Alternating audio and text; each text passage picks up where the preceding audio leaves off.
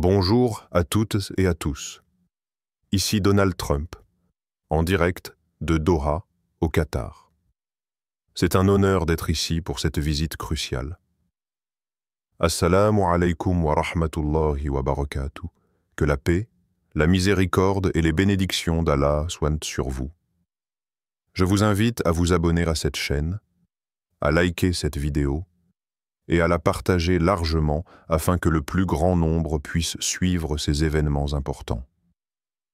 Vos commentaires sont les bienvenus et permettent d'enrichir notre échange. Merci de votre attention et restez connectés pour suivre ensemble les développements à venir. C'est une image aussi spectaculaire que symbolique. Ce matin, à 08h42 heure locale, l'Air Force One s'est posé sur le tarmac de l'aéroport international Hamad de Doha, au Qatar. À son bord, l'ancien président américain Donald J. Trump accueilli avec tous les honneurs réservés au chef d'État. Tapis rouge, escorte militaire, véhicules blindés et hélicoptères de surveillance ont immédiatement souligné le caractère exceptionnel de cette visite, aussi soudaine qu'inattendue. L'événement fait déjà la une des chaînes d'information du monde entier. Mais au-delà de la simple arrivée d'un ex-président américain dans un pays du Golfe, cette visite soulève de nombreuses questions géopolitiques. Car Donald Trump ne voyage jamais sans objectif, ni sans message. Cette apparition à Doha intervient dans un contexte international tendu, et alors que Trump lui-même s'impose de nouveau comme un acteur incontournable sur la scène politique américaine, à la veille d'une possible reconquête au codo du pouvoir. Depuis la fin de son mandat en janvier 2021, Donald Trump n'a cessé de nourrir le débat public par ses prises de parole controversées, ses rassemblements massifs et sa capacité à polariser l'opinion américaine. Candidat probable à l'élection présidentielle de 2028, il maintient une base électorale solide, tout en multipliant les signaux d'un retour planifié. Son voyage au Qatar pourrait bien marquer une nouvelle étape dans cette stratégie de réaffirmation internationale. Pourquoi Doha et pourquoi maintenant? Le choix du Qatar n'est pas anodin. Petit État du Golfe, riche en gaz naturel, le Qatar joue depuis des années un rôle de médiateur diplomatique dans la région. Il entretient des relations complexes mais ouvertes avec des puissances aussi divergentes que les États-Unis, l'Iran, la Turquie ou encore le Hamas palestinien. En accueillant Trump, l'Émirat confirme son positionnement stratégique. Un carrefour des influences où les intérêts concurrents peuvent être parfois se rencontrer. Cette visite s'inscrit aussi dans une séquence géopolitique sensible. La région connaît une résurgence de tensions. Échange de frappes entre Israël et des groupes armés soutenus par l'Iran, instabilité en Irak, incertitude sur l'avenir du Yémen, pression sur les détroits laissés maritimes. Le Qatar, qui a déjà servi d'intermédiaire lors de plusieurs négociations sensibles, semble aujourd'hui vouloir reprendre un rôle central dans les dialogues en cours. Inviter Trump, c'est miser sur une visibilité internationale forte et sur une capacité d'influence renforcée, notamment si l'ancien président américain redevenait l'homme fort de Washington. De son côté, Trump utilise cette escale comme un levier symbolique. Il montre qu'il reste écouté, qu'il est reçu au plus haut niveau, et qu'il peut peser à nouveau dans les équilibres internationaux. C'est également un signal à ses électeurs et à ses adversaires. Malgré les affaires judiciaires, les polémiques et les divisions internes aux États-Unis, il demeure un homme de réseau, d'influence et de pouvoir. Le Qatar, en lui déroulant le tapis rouge, envoie un message implicite. Trump compte encore.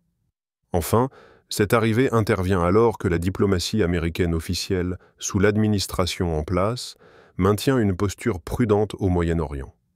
Trump semble vouloir occuper un vide, ou du moins proposer une alternative aux méthodes actuelles. Son style direct, transactionnel, parfois provocateur, contraste avec la ligne plus mesurée de ses successeurs. Pour les dirigeants du Golfe, cela peut représenter une opportunité. Renouer avec un partenaire connu, imprévisible certes, mais efficace pour certains objectifs. L'image d'Air Force One sur le sol qatari n'est donc pas une simple séquence protocolaire.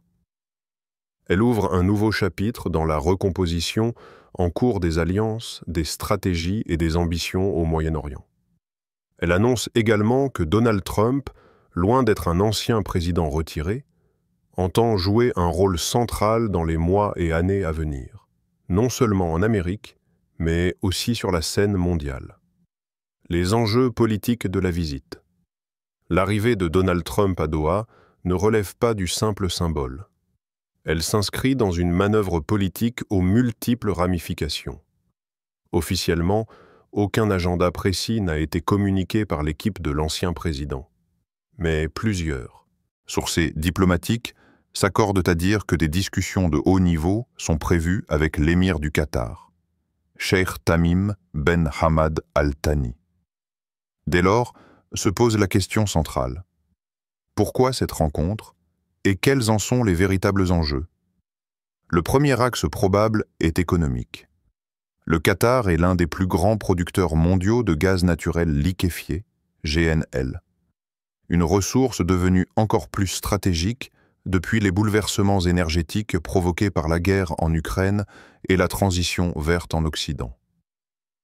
Trump, qui avait toujours affiché un soutien sans équivoque à l'industrie fossile américaine, pourrait chercher à discuter de partenariat ou à montrer qu'il reste en contact avec les grands producteurs mondiaux. En prévision d'un retour à la présidence, un dialogue énergétique avec le Qatar enverrait un message clair. Trump reste un interlocuteur crédible et actif sur les enjeux économiques mondiaux. Sur le plan de la sécurité régionale, Doha est également une plaque tournante. La base militaire d'Al-Udeid, située à quelques kilomètres de la capitale, abrite le plus grand contingent militaire américain au Moyen-Orient. C'est de là que sont coordonnées bon nombre des opérations de surveillance, de dissuasion et de renseignement dans la région.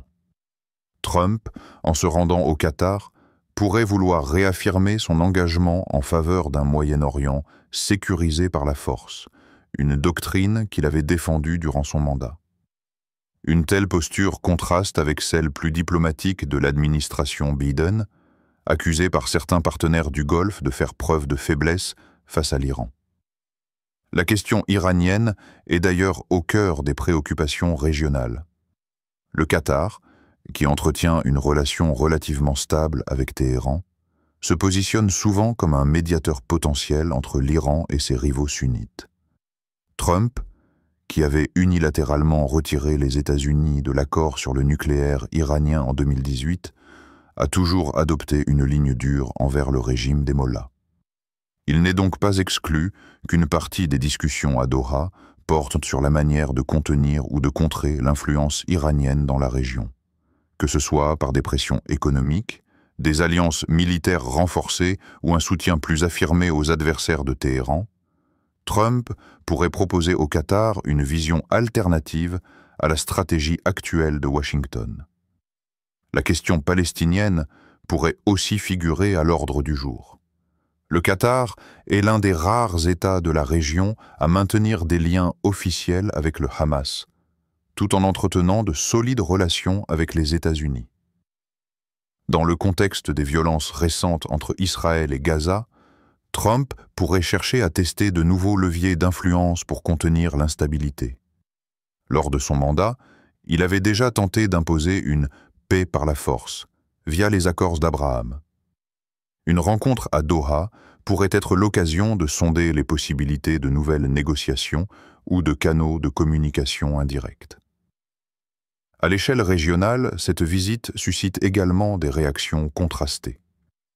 En Arabie Saoudite, on suit l'événement avec une attention mêlée de prudence.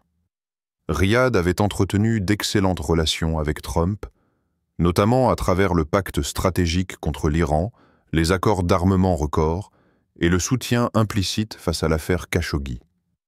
Une reprise de contact entre Trump et un acteur majeur du Golfe comme le Qatar pourrait être perçue comme une volonté de relancer les anciennes alliances. Cependant, les tensions persistantes entre le Qatar et ses voisins, notamment les Émirats arabes unis, ne sont pas totalement dissipées, malgré la levée du blocus de 2017 à 2021. Une posture trop favorable envers Doha pourrait compliquer l'équilibre fragile de la région. Du côté iranien, la visite est probablement vue d'un œil méfiant. Trump reste perçu à Téhéran comme l'architecte de la stratégie de pression maximale, à l'origine de l'asphyxie économique du pays. Son apparition à Doha pourrait être interprétée comme une tentative de repositionnement contre-révolutionnaire dans le Golfe et raviver les inquiétudes sur une possible escalade régionale si jamais Trump revenait au pouvoir. En somme, cette visite revêt une portée bien plus large que celle d'un simple déplacement diplomatique. Elle agit comme un révélateur de tensions, d'intérêts croisés et d'alliances mouvantes. Trump, fidèle à son style de politique transactionnelle, semble vouloir s'imposer à nouveau comme le maître du jeu, capable de bousculer les lignes et de forcer le dialogue là où d'autres privilégient la prudence. À travers ce voyage à Doha, c'est une diplomatie parallèle qui se dessine, une campagne internationale déguisée, ou peut-être un avertissement. Trump n'a pas quitté la scène. Il y revient, avec ambition. Symbolisme et mise en scène de l'arrivée dans la diplomatie contemporaine, les images parlent souvent plus fort que les discours. L'arrivée de Donald Trump à Doha n'a pas échappé à cette règle. Du moment où l'Air Force One a percé le ciel qatari jusqu'à la descente de l'ancien président sur le tapis rouge déroulé à ses pieds, tout semblait minutieusement chorégraphié pour projeter une image de puissance, de retour et de contrôle. Ce n'était pas une visite discrète, mais une mise en scène politique à haute portée symbolique. Le choix de faire atterrir Air Force One, symbole absolu de la présidence américaine, sur le sol d'un petit émirat du Golfe n'est pas anodin. Même si Trump n'est plus officiellement au pouvoir, utiliser cet appareil ou un équivalent affrété et présenté comme tel envoie un message clair. Il se considère toujours comme un homme d'État de premier rang. Sa descente d'avion, entourée de gardes lourdement armés, de véhicules blindés, et sur fond de drapeaux américains et qataris flottant côte à côte, relève d'une communication soigneusement étudiée. Ce sont les codes du pouvoir qui sont mobilisés, volontairement amplifiés. À son arrivée, Trump n'a pas prononcé de discours formel. Ce silence, loin d'être un oubli, s'inscrit dans une stratégie de communication subtile. Il entretient l'ambiguïté. Est-il là en tant qu'ancien président, futur candidat ou émissaire non officiel? En gardant le silence, Trump impose le mystère, suscite l'attente et contrôle l'agenda médiatique. Tout commentaire, toute rumeur, toute spéculation devient alors une extension de son message implicite. Il est de retour, mais aux conditions qu'il choisit. Les médias locaux ont couvert l'événement avec une certaine réserve, se contentant de relayer les images officielles et les salutations protocolaires. En revanche, les chaînes internationales et les réseaux sociaux ont rapidement relayé l'information, provoquant une vague de réactions. Les commentateurs occidentaux y voient une nouvelle démonstration de la volonté de Trump de réintégrer la scène internationale. Certains analystes y détectent même une campagne diplomatique parallèle, visant à créer un contraste entre sa posture internationale et celle, plus effacée, de l'actuelle administration américaine. Dans le monde arabe, la perception est divisée. Pour une partie des observateurs, notamment dans les milieux conservateurs du Golfe, Trump reste l'homme qui a contenu l'Iran, signé les accords d'Abraham et traité avec fermeté certaines questions régionales. Son arrivée est donc perçue comme celle d'un partenaire fiable, pragmatique et potentiellement utile face aux incertitudes actuelles. À l'inverse, dans d'autres pays, notamment au Liban, en Irak ou en Iran, La visite est vue comme une provocation, voire une menace. Son image y reste fortement associée aux années de pression unilatérale, de sanctions économiques et de soutien inconditionnel à Israël. L'utilisation des codes visuels, avions présidentiels, cérémonies d'accueil, présence militaire, combinée à l'absence volontaire de déclaration, démontre la maîtrise qu'a Trump de la communication politique. Il sait que dans le monde actuel, l'image précède souvent le sens. Cette mise en scène millimétrée sert donc à réaffirmer une position de force, sans dire un mot, en laissant les caméras faire le travail. Elle transforme une simple visite diplomatique en un acte de campagne globale où chaque détail compte, chaque posture est calculée et chaque silence devient un message. Conséquences immédiates et réaction mondiale. À peine quelques heures après l'atterrissage de Donald Trump à Doha, les premières répercussions de cette visite ont commencé à se faire sentir sur la scène internationale. La venue d'un ancien président américain dans un contexte aussi instable n'est jamais anodine et les réactions, aussi bien politiques qu'économiques ou médiatiques, ne se sont pas fait attendre. Entre soutien affirmé, inquiétudes diplomatiques, réactions des marchés et vagues sur les réseaux sociaux, l'impact de cette visite est immédiat et multiple. Réaction officielle internationale.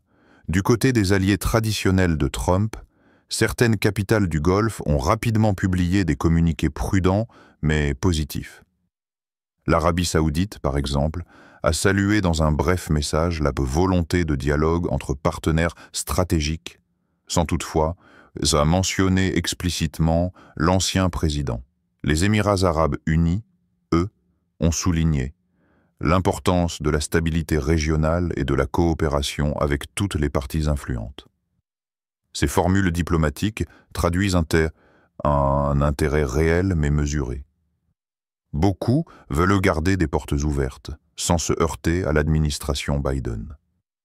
En Israël, la presse de droite a salué la visite comme celle d'un ami fidèle de Jérusalem, rappelant le rôle clé de Trump dans la reconnaissance de la souveraineté israélienne sur Jérusalem et les hauteurs du Golan. Le gouvernement en place s'est abstenu de commentaires officiels, mais plusieurs membres de la Knesset ont exprimé leur enthousiasme sur les réseaux X sociaux. En revanche, la réaction a été beaucoup plus froide du côté de l'Iran. Le ministère iranien des Affaires étrangères a dénoncé dans un communiqué une tentative déstabilisatrice de la part d'un ancien dirigeant hostile à la paix régionale, tout en critiquant le Qatar pour avoir accueilli un personnage responsable d'années de sanctions et de provocations. À Téhéran, on craint clairement un renforcement des axes hostiles à l'influence iranienne dans la région. Réponse des marchés. Sur les marchés, l'effet de Trump s'est également fait sentir. Le prix du baril de pétrole a connu une légère hausse dans les heures qui ont suivi son arrivée, traduisant une anticipation de tensions géopolitiques renouvelées ou d'éventuelles annonces sur l'énergie. Le gaz naturel liquéfié, GNL, domaine dans lequel le Qatar est un leader mondial, a également enregistré une hausse spéculative. Certains investisseurs anticipent déjà une possible intensification des discussions bilatérales énergétiques si Trump devait revenir au pouvoir. Les marchés financiers américains, eux, sont restés relativement stables, mais le dollar a connu une légère appréciation, conséquence indirecte d'une perception de fermeté retrouvée sur la scène internationale. Les analystes notent toutefois que cette visite reste symbolique à court terme et que ses conséquences économiques dépendront surtout de sa traduction en politique officielle dans les mois à venir. Réseaux sociaux et opinion publique. Sur les réseaux sociaux, la réaction a été immédiate et polarisée. Du côté des partisans de Trump, l'événement est largement salué comme le retour du vrai leadership américain. De nombreux comptes pro-Trump diffusent en boucle les images de son arrivée à Doha, avec des commentaires exaltés sur sa stature internationale, sa capacité à rassembler et son courage face à l'ordre établi. Mais la satire ne s'est pas fait attendre. De nombreux internautes ont détourné les images de l'arrivée de Trump pour en faire des montages ironiques, soulignant l'aspect théâtral de la scène ou questionnant la légitimité d'un ancien président qui continue de se comporter en chef d'État. Certains critiques accusent Trump de jouer à la diplomatie pour renforcer sa candidature, voire de nuire aux intérêts américains en agissant en marge de la diplomatie officielle. Dans le monde arabe, l'accueil est tout aussi contrasté. Si certains médias conservateurs voient en lui un acteur pragmatique et potentiellement utile à la stabilité régionale, d'autres dénoncent une forme de néocolonialisme politique, où les dirigeants du Golfe ouvriraient la porte à un personnage controversé pour servir leurs propres agendas. Déclaration de Trump depuis Doha. Quelques heures après son arrivée, Donald Trump a finalement rompu son silence. Dans une déclaration postée sur Truth Social, sa plateforme préférée, il a écrit « Heureux d'être au Qatar, un partenaire stratégique et un acteur clé pour la paix, la sécurité et la prospérité.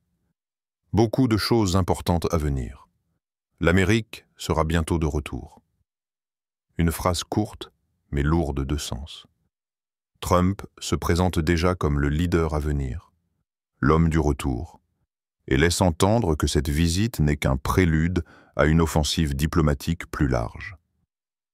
À travers ce message, il ne parle pas seulement au Qatar, mais au monde entier, et surtout à l'électorat américain. En définitive, cette visite, soigneusement mise en scène, a ouvert un nouveau cycle d'interprétation, de tension et de spéculation. Trump prouve qu'il reste capable de capter l'attention mondiale, de perturber les équilibres en place et de forcer les acteurs internationaux à composer avec lui. Que l'on adhère ou non à sa démarche, une chose est certaine. Son influence est loin d'être éteinte. Ce que cela révèle sur la stratégie globale de Trump. L'arrivée spectaculaire de Donald Trump à Doha dépasse largement le cadre d'un simple déplacement ponctuel. Elle s'inscrit dans une logique plus vaste, stratégiquement pensée, qui révèle les contours d'un projet politique d'envergure mondiale.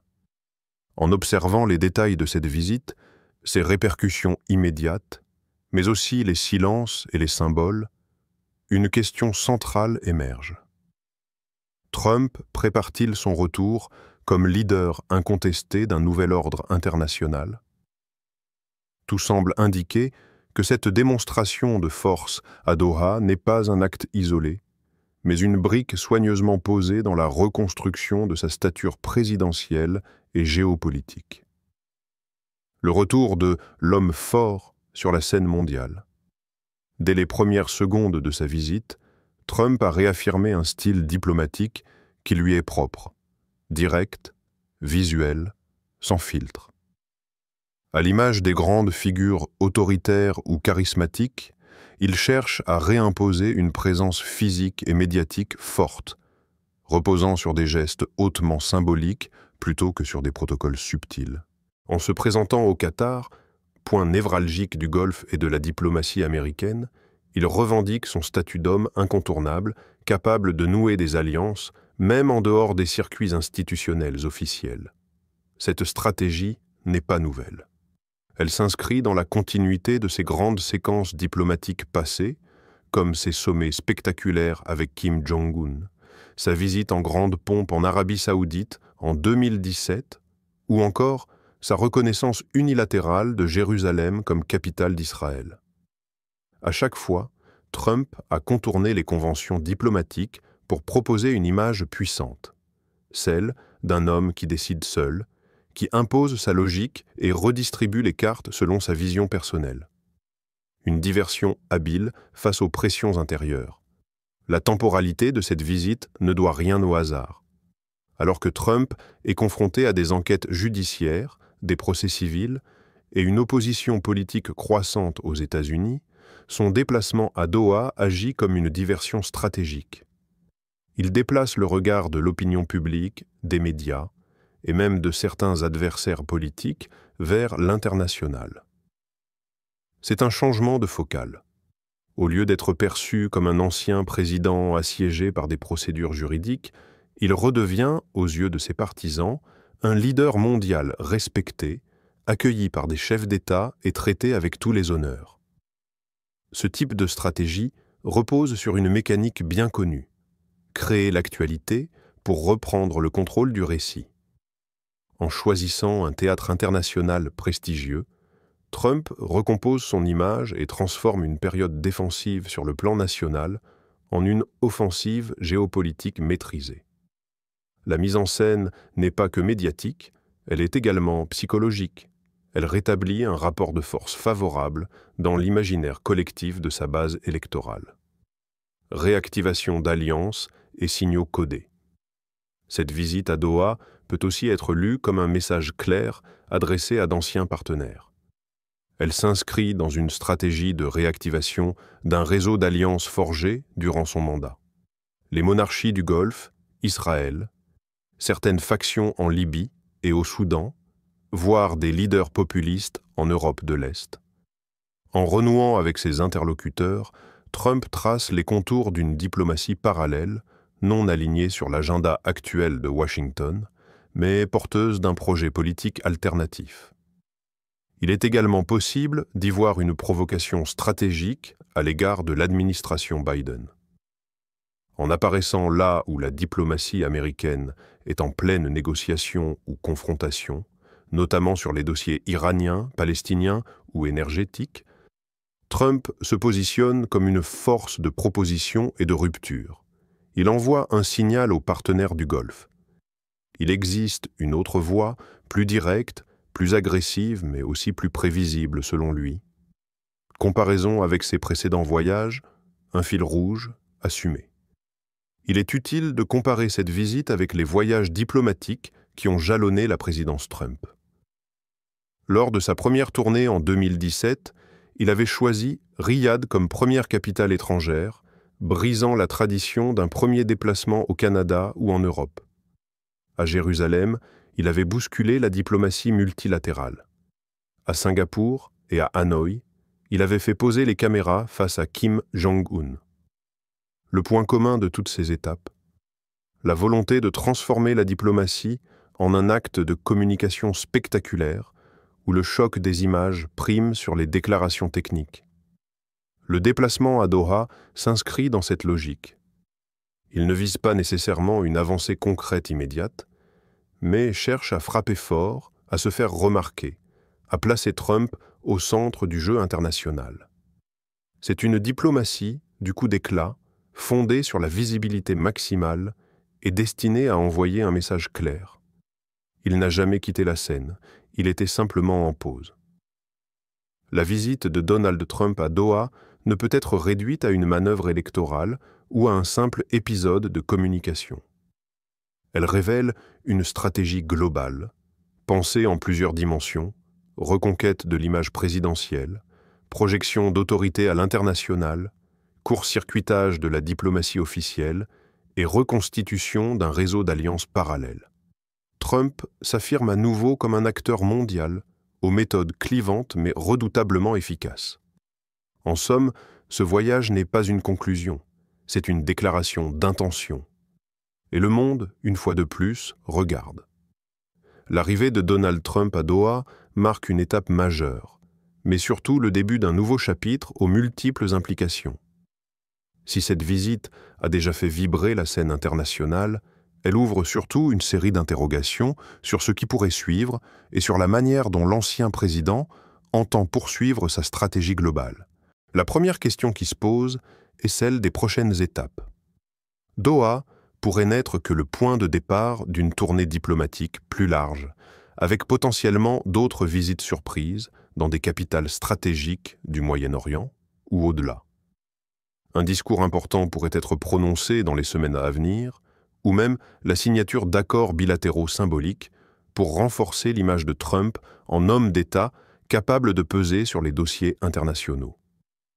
Cette hypothèse ne peut être écartée, d'autant que l'ancien président cherche manifestement à se repositionner sur la scène mondiale. Par ailleurs, il faudra surveiller de près l'impact de cette visite sur les tensions régionales. Le Golfe, déjà marqué par des rivalités anciennes et des enjeux énergétiques majeurs, pourrait être le théâtre de nouvelles alliances ou de crispations accrues. Les relations entre le Qatar, l'Arabie saoudite, l'Iran et les États-Unis, désormais revisitées sous l'angle de la diplomatie parallèle menée par Trump, seront à suivre avec attention. Chaque geste, chaque déclaration dans les prochains mois pourra être révélateur des véritables intentions de ces acteurs. Sur le plan intérieur américain, cette opération à Doha intervient dans un contexte électoral crucial. Trump continue de cultiver son image de leader fort, capable de redresser la politique étrangère américaine selon ses propres codes. Sa capacité à transformer cette visite en un levier pour sa campagne future sera un enjeu majeur, tant pour ses partisans que pour ses opposants. La manière dont il naviguera entre la scène internationale et les affaires nationales pourra influencer durablement son profil politique. Enfin, le message essentiel à retenir est celui de la vigilance et de l'analyse. Dans un monde où les images, les discours et les stratégies se mêlent constamment, il est crucial de rester informé, d'observer les évolutions au fil des jours et des semaines, et de ne pas se contenter des apparences. La visite de Trump à Doha est une pièce dans un puzzle géopolitique, plus cette arrivée à Doha est loin d'être un simple événement ponctuel. C'est un signal fort, un défi lancé, une invitation à suivre avec attention les prochains mouvements sur l'échiquier mondial. Pour le spectateur, cela signifie qu'une nouvelle phase de la politique internationale s'ouvre, pleine d'incertitudes, mais aussi d'opportunités. Restez à l'écoute, car l'histoire est en train de s'écrire sous nos yeux. En cette étape importante de notre parcours commun, je souhaite que cette visite marque le début d'un dialogue renforcé, d'une paix durable et d'une coopération fructueuse entre nos peuples. Ensemble, nous pouvons bâtir un avenir plus sûr et prospère pour tous. Merci à chacun d'entre vous d'être présent aujourd'hui et de continuer à suivre ces moments décisifs avec attention et espoir. Bismillahir Rahmanir Rahim. Ô Allah, le Tout-Puissant, le Clément, nous te demandons de bénir cette rencontre, de guider nos pas vers la justice, la paix et la compréhension mutuelle. Accorde-nous la sagesse et la force pour surmonter les défis et fais que cette collaboration soit source de bienfaits pour toutes les nations. Amen.